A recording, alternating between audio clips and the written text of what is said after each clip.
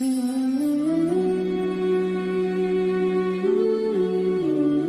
علیکم دوستو، جب ہمارے دل کے درد گہرے ہو جاتے ہیں اور دل غم کی حالت میں بے چینی سے بھر جاتا ہے تو دل میں ایک ساتھ کئی خیال اور سوچ جنم لیتے ہیں۔ ہمارا نفس کہتا ہے کہ اللہ تو سب کچھ جانتا ہے، ہر ایک چیز کا علم رکھتا ہے، تو پھر وہ ہمیں محروم کیوں رکھتا ہے؟ ہم جس چیز کی خواہش کرتے ہیں وہ چیزیں ہم سے دور کیوں چلی جاتی ہے؟ وہ ہمیں محروم کیوں کرتا ہے؟ جب ہم کسی چیز کی خواہش کرتے ہیں تو وہ ہمیں انتظار کیوں کرواتا ہے؟ ہمیں صبر کیوں کرواتا ہے؟ وہ ہمیں چیز بن مانگے عطا کیوں نہیں کرتا؟ تو جان رکھو، ہر صبر کی ایک کہانی ہوتی ہے، ہر صبر کی ایک داستان ہے، اور ہر دعا کی ایک منزل ہے اور ایک راستہ مقرر ہوتا ہے۔ تم کبھی یہ نہ سوچنا کہ تمہاری آزمائش، تمہارا درد، تمہارا صبر تمہیں انعامات دیے بغیر چلے جائیں گے۔ سنو، جس رب کائنات نے تم سے وعدہ فرمایا ہے، میرا رب قرآن میں کہتا ہے، اللہ کی طرف لوٹ آؤ، وہ ہر شے کو تمہاری طرف لوٹا دے گا، اور یقین کر لو اللہ کا وعدہ سچا ہے۔ جان رکھو، اما حاضرہ رضی اللہ تعالیٰ عنہ کو آزمایا گیا تو تمہارے رب نے اپنے امر کن سے وہ آب زمزم کا بابرکت چشمہ جاری اور شاری فرما دیا، جس کی برکتیں آج بھی جاری ہیں۔ اور حضرت ابراہیم علیہ السلام کو اللہ نے آزمایا اپنے لاڈلے اور اکلوتے چہیتے بیٹے حضرت اسماعیل علیہ السلام کو قربان کرنے کا حکم دے کر، لیکن حضرت ابراہیم علیہ السلام صبر سے اپنے رب کے حکم کو پورا کرنے لگے تو رب کائنات نے حضرت اسماعیل علیہ السلام کی اپنے لاڈلے کی حفاظت کی اور ان کی برکت تو رہتی دنیا تک جاری اور ساری کر دیا۔ تو یاد رکھو، جس رب کائنات سے تم نے امید لگائی ہے نا، وہ ساتوں آسمان اور ساتوں زمین کا مالک ہے، ہر چیز پر اس کا حکم چلتا ہے، ہر شے اس کے ماتحت ہے، ایک ہی حکم سے آپ کے سارے بگڑے ہوئے کاموں کو درست کر سکتا ہے۔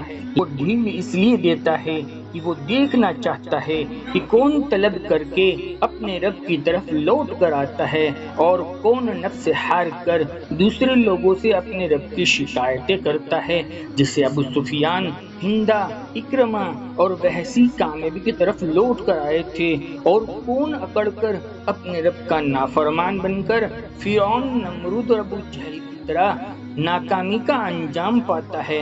میرا رب قرآن میں فرماتا ہے، اللہ جسے چاہے بھٹکا دیتا ہے اور جسے چاہے سیدھی راہ دکھا دیتا ہے، اللہ کے حکم کے بغیر ایک پتا بھی نہیں ہل سکتا۔ تو تمہاری زندگی میں جو کچھ چل رہا ہے وہ ان کی رضا ہے۔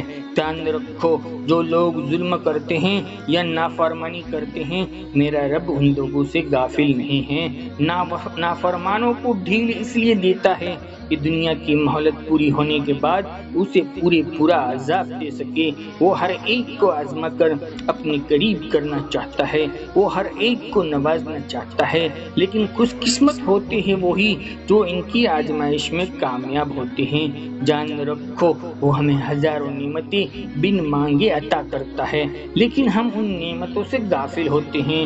وہ زندگی میں ایک غم لاتا ہے تو کئی وجہ خوشیوں کی چھوڑتا ہے، لیکن ہم ان سے غافل ہوتے ہیں۔ میرا رب قرآن میں فرماتا ہے، اگر میری نعمتوں کو شمار کرنا چاہو تو شمار نہیں کر سکتے۔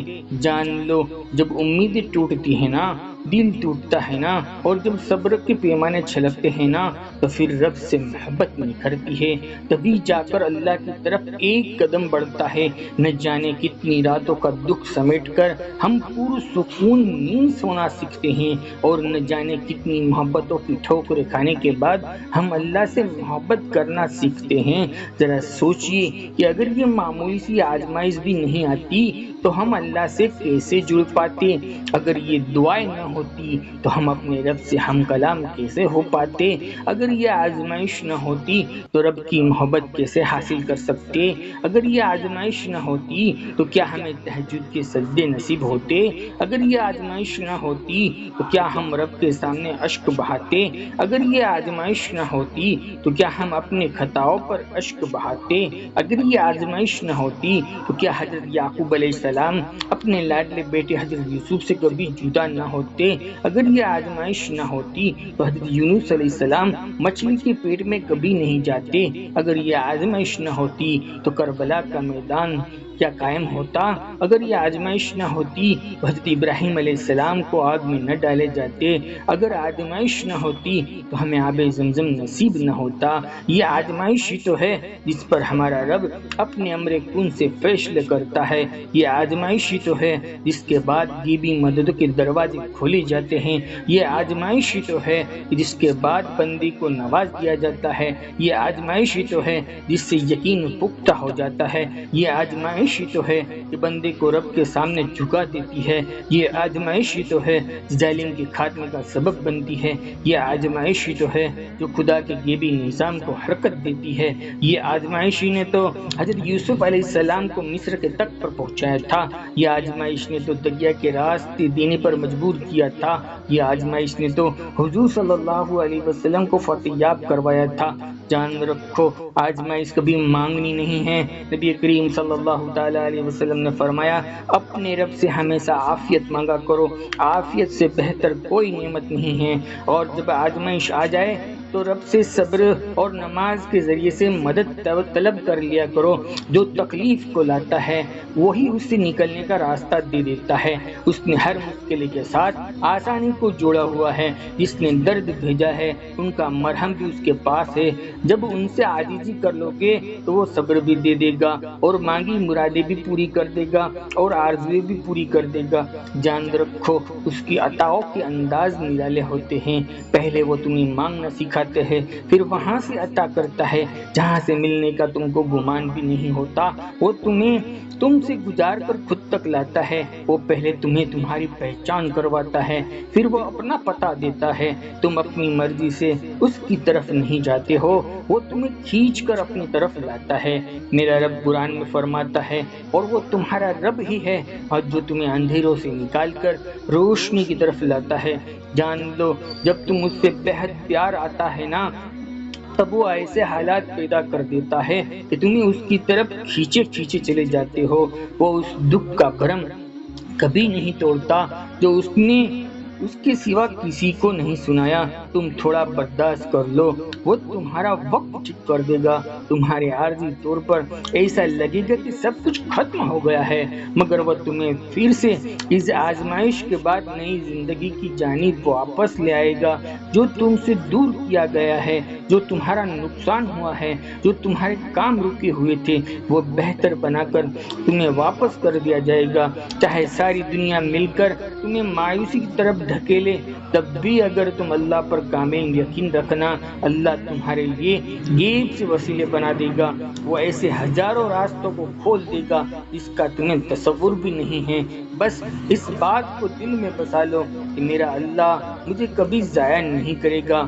جان رکھو اللہ وہ تم سے محبت ہے، اس لیے تم کو آزما رہا ہے۔ رابطہ نہ ٹوٹے اس لیے تم کو انتظار کروا رہا ہے۔ وہ جانتا ہے کہ میرا بندہ کب سے جھولی پھیلائے ہوئے بیٹھا ہے۔ اس کو معلوم ہے کہ میرا بندہ مسکراہٹوں کے پیچھے کتنے غموں کو چھپائے ہوئے ہیں۔ فکر نہ کرو، یقیناً اللہ نے تمہارے لیے تیار کر رکھے ہیں، حیرت انگیز معجزے بنا رکھے ہیں۔ اس نے تمہارے لیے ممکنات کے انگنت وسیلے بنا رکھے ہیں۔ بس اتنا سمجھ لو کہ وہ تمہیں اپنے کن سے قریب کرنے کے لیے ناممکن سے گزار رہا ہے۔ یقین مانیے اللہ تم تک اندیکھے ذریعے سے مدد بھیجنے والا ہے۔ سجدے میں گرائے گئے آنسو تمہارے گواہ ہیں، وہ تمہاری مانگی ہوئی دعاؤں کو قبول کر چکا ہے۔ حوصلے رکھو، ان قریب تمہاری دعائیں، تمہارا صبر تمہارے لیے انجان راستوں کو ہموار کر دے گا، جس کے بارے میں تم نے کبھی سوچا بھی نہیں ہوگا۔ دوستو ہم آپ سبھی بہن بھائی کے لیے دعائیں کرتے ہیں، اللہ آپ کو جس لائن سے پریشانی ہو اس لائن کی پریشانی کو دور فرمائیں، آپ کی دعاؤں کو قبول فرمائیں اور جلد سے جلد بہتر نتائج سامنے لائیں۔ دوستو ویڈیو سے آپ کو تھوڑا سا بھی دلی سکون ملا ہو، اپنے رب کا شکر ادا کریں، ہو سکے تو ہماری حوصلہ افزائی کے لیے ایک اچھا کمنٹ اور لائک ضرور کر دیں۔ جزاک اللہ خیر۔ زندگی رہی تو انشاءاللہ پھر ملیں گے ایک اور نئے ٹاپک کے ساتھ، تب تک بندے کو اجازت دیجیے، اللہ حافظ۔